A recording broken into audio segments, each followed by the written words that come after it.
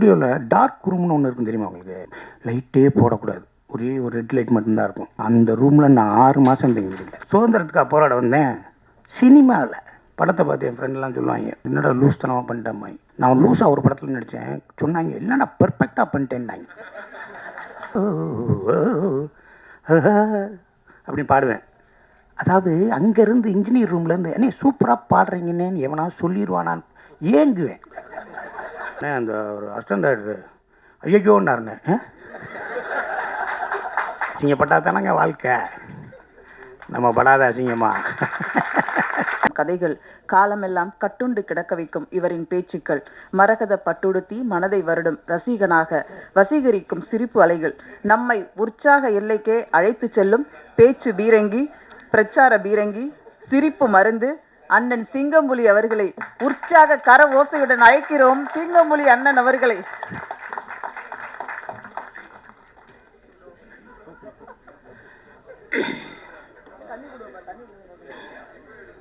Good evening. Each other day, I look so many various different parks, but I don't know about this park. But this park holds my heart, holds my large place in my heart. நீங்கள் தான் பார்க்குன்னு வைப்பையில, இங்கிலீஷில் வைப்பையில, நாங்கள் இங்கிலீஷில் பேசக்கூடாது. நீங்கள் பூங்கான்னு வச்சுருந்தீங்கன்னா நாங்கள் பேச மாட்டோம். நீங்கள் பார்க்குன்னு வச்சதுனால நம்ம இங்கிலீஷில் கொஞ்சம் பேசுவோம். நல்லா இருக்கீங்களா? நல்லா. டூ எக்ஸ்ட்ரீம்ஸ் இருக்குது. நிறையா படங்களில் நடிச்சுக்கிட்டே இருந்து 42 வயசுக்கு மேலே சூப்பர் ஸ்டார் ஆனவர் எம்ஜிஆர். ஒரே படத்தில் பராசத்தில் நடித்து சூப்பர் ஸ்டார் ஆனவர் சிவாஜி சார். 2 எக்ஸ்ட்ரீம் இருக்குது. சினிமா யாருக்கு கொடுக்க முடியுங்க? என்னை மாதிரி முடி இல்லாதவனுக்கு கொடுக்கும், நிறைய முடி வச்சு சீவ முடியாதவனுக்கெலாம் கொடுக்கும். நீங்கள் நம்புவீங்களா? எங்கள் ரிலேஷன் ஒருத்தர், எங்கள் அண்ணன் ஆண்டாயிட்டு, அவர் வீட்டில் நான் தங்கி அவர்கிட்ட வந்து அவர் சினிமாவில் வேலை பார்க்கணுன்னு வந்தேன். அவர் ஒரு பெரிய ஸ்டுடியோவில் இருந்தார். அந்த ஸ்டுடியோவில் டார்க் ரூம்னு ஒன்று இருக்கும் தெரியுமா உங்களுக்கு? அந்த நெகட்டிவ் எல்லாம் போட்டு கழுவாங்கள்ல, சோடியம் தயோசல்ஃபேட்லாம் போட்டு கழுவி ஃபோட்டோவெல்லாம் அப்படி இப்படி மாட்டி வச்சுருப்பாங்கள்ல, அந்த ரூமில் லைட்டே போடக்கூடாது, ஒரே ஒரு ரெட் லைட் மட்டும்தான் இருக்கும். அந்த ரூமில் நான் 6 மாதம் தங்கியிருக்கேன். அந்த ரூமில் நான் 6 மாதம் தங்கியிருக்கேன். எப்போ போவேன் தெரியுமா உங்களுக்கு? 10 மணிக்கு ஸ்டுடியோ அடைச்ச உடனே நான் போய் படுப்பேன். ஸ்டுடியோ ஆரம்பித்து வேலைக்கு வர்றதுக்குள்ளே நான் கிளம்பி போயிடுவேன். உள்ளே லைட் இருக்கா, பேஸ்ட் இருக்கா, ப்ரெஸ் இருக்கா, சட்டை எங்கே துவச்சி போடுறது எதுவுமே தெரியாது, இருட்டாக இருக்கும். அங்கே தங்கியிருக்கேன் நான், அயனவரத்தில், மணிப்பாக்கத்தில். சுதந்திரத்துக்காக போராட வந்தேன். சினிமா எனக்கு வேணும்ல, அதுக்காகத்தான் நான் வந்தேன். உங்களுக்கு புரியுதா? உங்களுக்கு கொடிது வறுமை கொடிது, இளமையில் வறுமை கொடிது, அவ்வளோதானே. ஃபஸ்ட் ஹாஃப் நீ கஷ்டப்பட்ட இல்லை, செகண்ட் ஹாஃபுக்கு மட்டி இல்லாட்டி ராசா தானே. உனக்கு பாரு, உன் காசு உனக்குன்னு ஒரு டைரக்டர் முருகன், உங்கள் காசில் ராஜா 2 பக்கத்தையும் ராஜாவை ஒட்டி விட்டார். நீ எங்கிட்டு சுட்டி விட்டாலும் ராசா தான் விழுகும் பாரு, உனக்கு மட்டியே விழுகாது. ஏன்னா நீ உன்னோட முற்பகுதியை நீ வந்து சினிமாவை கொடுத்துருக்க. இனிமேல் உனக்கு ஒரு நல்ல ஒரு லைஃப் இருக்கும், நல்லது இருக்கும். நீங்கள் ப்ரொடியூசர்கிட்ட நான் ஒன்று கேட்குறேன், தமன்கிட்ட சம்பளம் கொடுத்துருந்தீங்கன்னா சம்பளத்தை வாங்கிக்கங்க, திருப்பி வாங்கிக்கங்க. ஏன்னா இவ்வளவு முத்தம் கொடுத்துருக்காரு, இவ்வளோ பெரிய வாய்ப்பெல்லாம் நம்மளுக்கெல்லாம் வராது. நான்லாம் கேட்பேன், டேரக்டர்லாம் வரையில, தம்பி இந்த படத்தில் நம்மளுக்கு ஜோடி இருக்கான்னு கேட்பேன். இருந்துச்சுன்னு ஆனால் உங்ககிட்ட வந்து கோச்சிட்டு ஓடி போயிடுச்சு. அப்படியா? அப்புறம் இல்லைண்ணே இருந்துச்சுன்னு அது வந்து உங்கள் கூட பேசாமல் வீட்டுக்குள்ளேருந்தே கத்திக்கிட்டு இருக்க முடியும். எப்போ பாரு ஜோடியே கிடையாது, எதுவுமே கிடையாது. ஒரு படத்தில் நான் ஒரு பெண்ணை வந்து ரெக்கமெண்ட் பண்ணி நானும் அந்த பொண்ணும் நடிக்கணும் அப்படின்னும் அந்த பொண்ணும் நானும் அப்படி தூங்கிட்டு இருக்கோம். அப்போ இந்த ஸ்டேஷன்லேருந்து என்னை ட்ரான்ஸ்ஃபர் பண்ணிடுவாங்களா அப்படிங்கிற மாதிரி நான் அப்படியே தூக்கம் இல்லாமல் இருப்பேன். படுத்து தூங்குங்க, ஏன் இதெல்லாம் யோசிக்கிறீங்க அப்படின்னு சொல்லி நானும் அந்த பொண்ணும் அருகிலே படுத்து பேசுகிற மாதிரி இருந்துச்சு. ஒரு அசிஸ்டன்ட் டைரக்டர் உத்து பார்த்துட்டு டேக் போகிறதுக்கு முன்னாடி, சார் அவன் 2 பேரையும் தள்ளி படுக்க வச்சுட்டு நடுவில் குழந்தைய போட்டுடலாம் சார்னு குழந்தைய போட்டாங்க. சரின்னு சொல்லி இங்கிட்டு பார்த்தேன். சார் அந்த இன்னொரு 2 குழந்தை இருக்குல்ல சார், அதையும் தூக்கி நடுவில் போட்டாங்க. நான் ஹீரோயினியை பைனாக்குள்ளார பார்க்குறேன். எனக்கு பேரா போட்டாங்க, பைனாக்குள்ள பாருங்க அங்கே படுத்துருக்கு, அங்கே தூங்குது. இல்லைண்ணே அவனை நான் பார்த்துக்கிறேங்க. நான் தமன் கூட நினைக்கும் போது ஒரே ஒரு காமெடி மட்டும் சொல்லிட்டு முடிச்சிடுறேன். இங்கேருந்து வீட்டிலேருந்து காரில் எடுத்து அசிஸ்டன்ட் டைரக்டராக இருக்கேன். அப்போ நேராக காரில் அப்படியே போயிட்டே இருக்கும். அப்போ ஒரு ப்ரொடக்ஷன் மேனேஜர் பேசுகிறாரு, எங்கே வந்துக்கிட்டு இருக்கீங்க புலி அப்படின்னாரு. நான் வந்துக்கிட்டு இருக்கேன் டெஸ்ட்புரத்தில், வாசன் ஹவுஸ் போகணும். வாசன் ஹவுஸ் பிடிச்சிட்டாங்க. வாசன் ஹவுஸ் போகிறேன்னா இல்லை கொஞ்சம் இருங்க, ரைட்டில் மைக்கிள்னு ஒருத்தர் இருப்பார், அவரை கூப்பிட்டு வாங்கினார். சரின்னு சொல்லி மைக்கில் கூப்பிட்டு போனால் மைக்கில் வந்து ஒரு பெட்டி எடுத்து வந்தான். என்னடா நான் ஏறி அது ஒன்று என்ன பெட்டியில் இருக்கவன திறந்து காமிச்சான். உள்ள ஒரு பொம்மனேரியன் நாய் உட்காந்துருக்கு. இது என்னையான்னு கேட்டேன். அதான் சார் இது அம்மாவுக்கு ஐன்கோனில் நடித்த மாதுரி தீக்ஷித் மடியில் உட்காந்துருந்த நாய், சல்மான் கான் தூக்கி வளர்த்த நாய். அப்படியா உக்காரியான்ட்டு போனோம். திருப்பி போயிட்டே இருக்கும். அப்போ அவருக்கு அப்புறம் போனோடனே திருப்பி ஃபோன் வருது, சார் நீங்கள் வரையில் அந்த ஆர்டிஸ்ட்டை கூப்பிட்டு வாங்கினேன்.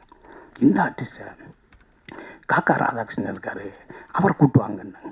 நாங்கள் சொல்கிறிய அப்படின்னு சொல்லி அப்போ ஜிபே கிடையாது, ஒரு புண்ணாக்கும் கிடையாது. அங்கே போனோடனே அவர் வீட்டுக்கு போனோடனே அவர் வாங்க உட்காருங்க வாங்க அப்படின்னு கதவை திறந்தேன். நாய்க்கு பசிக்குதுன்னு அவன் பிஸ்கட்டை கொடுத்துட்டான். அந்த பிஸ்கட்டை சாப்பிட்டுக்கிட்டு இப்படி திரும்பி பார்த்தோன்னே அன்னைக்கு காக்கா ராதாகிருஷ்ணன் அண்ணன் வர்றாரு, ஒன்று குழச்சிருச்சு. உடனே அவர் டென்ஷன் ஆகிட்டார். ஏண்டா நாய் கூட்டு போகிற வண்டியிலாடா நீ ஏற்றுறீங்க, என்னடா நினச்சிக்கிட்டு இருக்கு, நான் சாங்ஸ்க்கு ஏன் கத்துறாரு. இல்லை ஐயா வாங்க 8 மணி ஆச்சு, வாங்க போகலாம் ஏன் கெஞ்சுறேன். இல்லை ஏற மாட்டேன்ட்டோன்னு என்னை திரும்பினோடனே, நீ இந்த வண்டியில் வரக்கூடாது, நீ தானே அசிஸ்டன்ட் டைரக்டர், நீ தானே ப்ரோக்ராம் பண்ண, வரக்கூடாது. நான் கெஞ்சுறேன், நீங்கள் போனேன்னு ஆட்டோ காசு இல்லை, என்னை வாங்கினேன் நான் சொல்லேன், முன்னாடி உட்காந்துக்கிறேன், வரவே கூடாதுன்னாரு. கார் கதனாடி மூட்டார். நான் சொன்னேன், இந்த அம்பாசடரில் காக்கா போகலாம், நாய் போகலாம், சிங்கம் புலி வரக்கூடாதான்னு.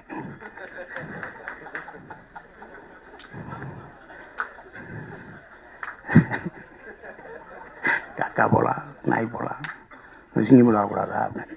எங்கள் கதவை திறந்துட்டு வந்து என்னை கட்டி பிடிச்சிட்டாருங்க. அந்த ஆள் எவ்வளோ பெரிய ஆள், கட்டி பிடிச்சிட்டாரு.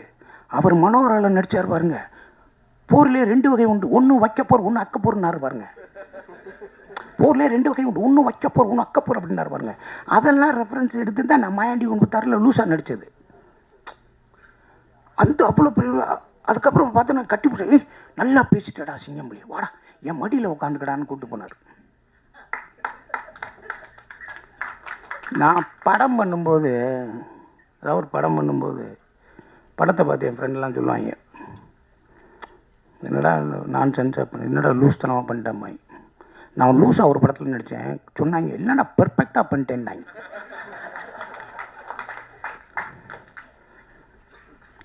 ஆறு அசிஸ்டன்ட் டைரக்டர் ஒரு ரூம் வீட்டில் இருப்போம், முடிக்க போகிறேன் 6 அசிஸ்டன்ட் டைரக்டர் ஒரு வீட்டில் இருப்போம். எல்லா பேரும் வேலை, பி வாசு, உதயகுமார் சார் எல்லோரும் அவங்கவுங்ககிட்ட வேலை பார்க்குறாங்க. நான் எல்லா பேர் கார் வந்தோடனே மாப்பிள்ளை உன் கார் வந்துச்சு, நீ போடான்னு எல்லாத்தையும் ஏற்றி விட்டு கதை உடைப்பேன். அப்போ எல்லாருமே வண்டியில் போகும்போது எனக்குன்னா எனக்கு ஒரு மென்டல், நான் இவர்கிட்ட தான் வேலை பார்க்கணும், நான் இல்லாட்டி வேலை பார்க்க மாட்டேன்னு ஒன்று இருக்குது. அப்போ போகையில் எல்லா பேரும் போயிட்டு வராங்கன்னா எல்லா அசிஸ்டன்ட் டைரக்டர் போகிறேன். என் ஃப்ரெண்ட் அசிஸ்டன்ட் டைரக்டர் இப்போ இருக்கேன், 2 கோடி ரூபா 3 கோடி ரூபா சம்பளம் வாங்குறேன், பெரிய டைரக்டர் இருக்காங்க. அவன் போகையில் எல்லாம் 10 ரூபா கொடுப்பேன். சரி ஒரு சாயந்தரம் ஒன்று இந்த 10 ரூபா என்ன 10 ரூபா போய் சரான்னு 10 ரூபா மொத்தம் 50 ரூபா 60 ரூபா வரும். அதை காப்பி குடிச்சிட்டு மதியானம் சோறாக்கி வச்சுட்டு கொஞ்சம் சோறாக்கி தயிர் சோறு வச்சுட்டு அப்படி அந்த 50 ரூபா 60 ரூபா அதுக்குள்ளே சாயந்தரம் வந்துடுவாங்க. அப்புறமேல ஏதாவது சாப்பாடு வாங்கி கொடுப்பாங்க. அப்போ சொல்லுவாங்க, தினமும் வேலைக்கு போகிறவெல்லாம் அறிவாளி கிடையாது, ஷூட்டிங்கு வேலைக்கு போகிறவெல்லாம் அறிவாளி கிடையாது, வேலையே இல்லாமல் வீட்டில் உட்காந்துருக்கவெல்லாம் முட்டாள் கிடையாதுடா, தைரியமாக இருந்துமாய். அதைத்தான் இன்றைக்கி இருக்க சினிமாவில் இருக்க அத்தனை பேர்த்துக்கும் சொல்கிறேன். என் சொந்தங்களே உயிர்களே, உங்களுக்கு வாய்ப்பு இல்லைன்னா நீங்கள் முட்டாள் கிடையாது. உங்களுக்கு வாய்ப்பு வரப்போகுது, வாய்ப்பு வரப்போகுது. அதுக்காக ரெடியாக இருங்க, ரெடியாக இருங்க. நான் ஃப்ரெஞ்சு கிஸ்ன்னு ஒரு படம் பார்க்குறேன், நிறைய தடவை பார்த்துருங்க. ஐ லவ் த ஃப்ரெஞ்சு கிஸ்ன்னு ஒரு இங்கிலீஷ் ஃபிலிம் பார்த்துருக்கேன். அதை ஒருத்தன் போய் ஒரு மண் இருக்குல்ல, மண் கீழே கிடக்கிற மண், அந்த மண்ணை எடுத்து அப்படியே பார்ப்பான். அவனோட சொந்த விளை நிலம், அவனோட விளை நிலம், விவசாயம் பண்ணலை. அந்த மண்ணை எடுத்து சொல்லுவான், இப்பயே நல்லா ரெஸ்ட் எடுத்துக்கங்க, அடுத்த வருஷம் நான் விவசாயம் பண்ண ஆரம்பிச்சிடுவேன், வேலை பார்க்க ரெடியாக இருங்கன்னு மண்ணுக்கிட்ட பேசுவாங்க. மண்ணுக்கிட்ட பேசுவாங்க. அதனால இன்றைக்கி சொல்கிறேன், இந்த கதாநாயகியாக இருக்கட்டும், கதாநாயகனாக இருக்கட்டும், இங்கே இருக்க கேமராமேனாக இருக்கட்டும், இங்கே இருக்க எடிட்டராக ஆகட்டும், இங்கே இருக்க சின்ன சின்ன வேலைகள் பண்ண அசிஸ்டன்ட் டைரக்டராக இருக்கட்டும், எல்லாரும் போய்கிட்டே இரு. திருடாத, பொய் சொல்லாத, ஏமாத்தாத, துரோகம் பண்ணாத.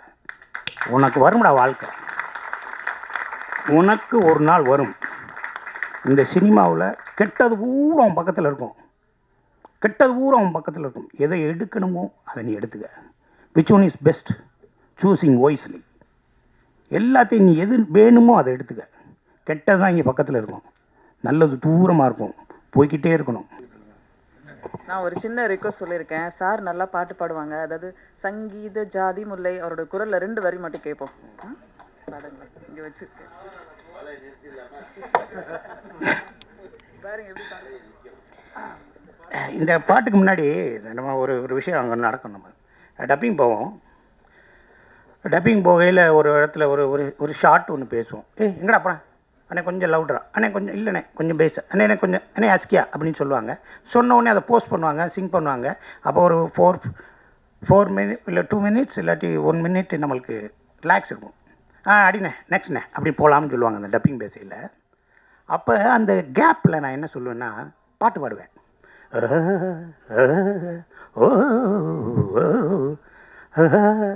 அப்படின்னு பாடுவேன். அதாவது அங்கேருந்து இன்ஜினியர் ரூம்லேருந்து அண்ணே சூப்பராக பாடுறீங்கன்னு எவனா சொல்லிடுவானான்னு ஏங்குவேன்.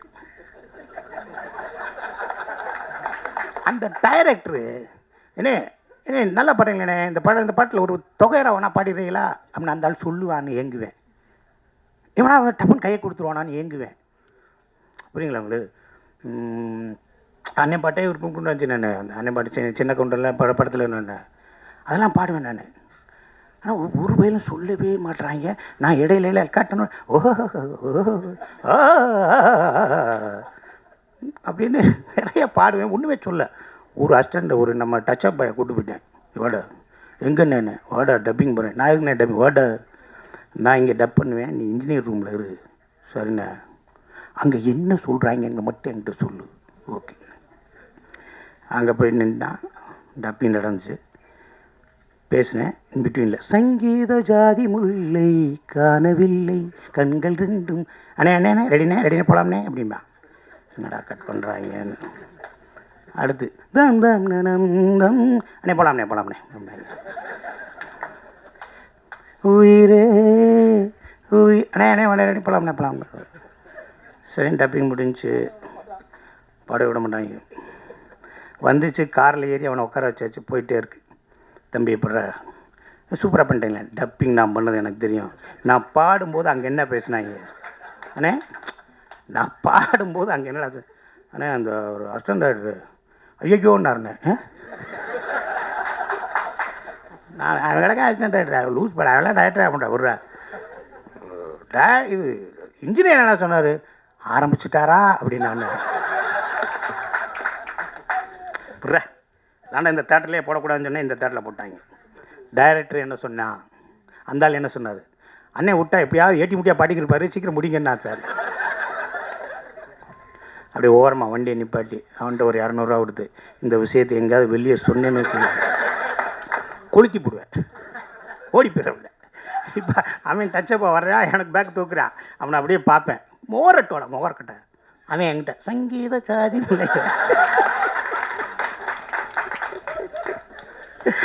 அப்புறம் அவனுக்கு நான் வேலை தரல, அவன் ரிங்டோனை வச்சிருக்கான், எங்கடா இருக்க சங்கீத ஜாதி. டே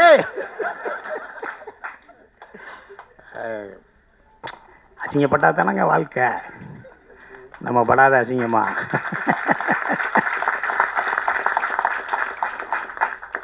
நீ என்ன என்னை அசிங்கப்படுத்துறது? நம்ம நிறைய அசிங்கப்பட்டாச்சு, அப்படி தான் சொல்லணும். நீங்களும் கரண கொடூரமாக இருக்கும், கொஞ்சம் ரெடியாக இருங்க. எல்லா பாட்டுமா நல்லா இருக்கும், நம்ம பாட்டும் கேளு.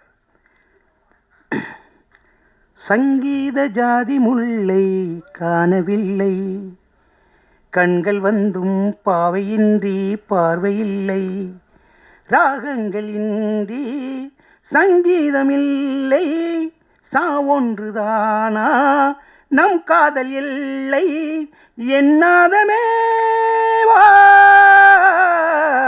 போதும் நினைக்கிறேன்.